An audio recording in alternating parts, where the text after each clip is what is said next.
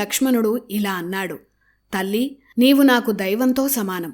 నా తల్లి కంటే నీవు నాకెక్కువ. నీ మాటలకు నేనేమీ బాధపడటం లేదు.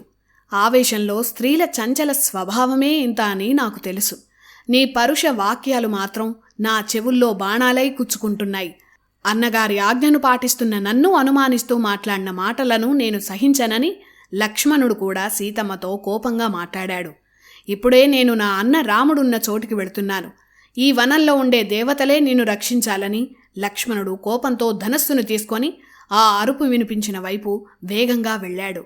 ఇక్కడ లక్ష్మణుడు బాణంతో గీత గీయడం, ఆ గీత దాటవద్దని సీతకు చెప్పడం ఇలాంటి ఘట్టాలేవీ వాల్మీకి రామాయణంలో లేవు. అవన్నీ కల్పితాలే. ముఖ్యంగా సినిమాల్లో వీటిని సృష్టించి బాగా ప్రచారం చేశారు. సీత గీత దాటడం అనే ఘట్టమే రామాయణంలో లేదు. సీతమ్మకు జాగ్రత్తలు చెప్పి లక్ష్మణుడు రాముడి కోసం వెళ్ళిపోతాడు. అంతవరకే రామాయణంలో ఉంది. అక్కడ రాముడు తొందరగా ఆశ్రమానికి చేరాలని పరుగులు పెడుతున్నాడు. ఇక్కడ లక్ష్మణుడు సీతమ్మ మాటలు భరించలేక రాముణ్ణి వెతికేందుకు వెళ్ళాడు. రామలక్ష్మణులు లేని ఆశ్రమంలో సీతమ్మ ఒంటరిగా రాముడి కోసం ఎదురుచూస్తోంది.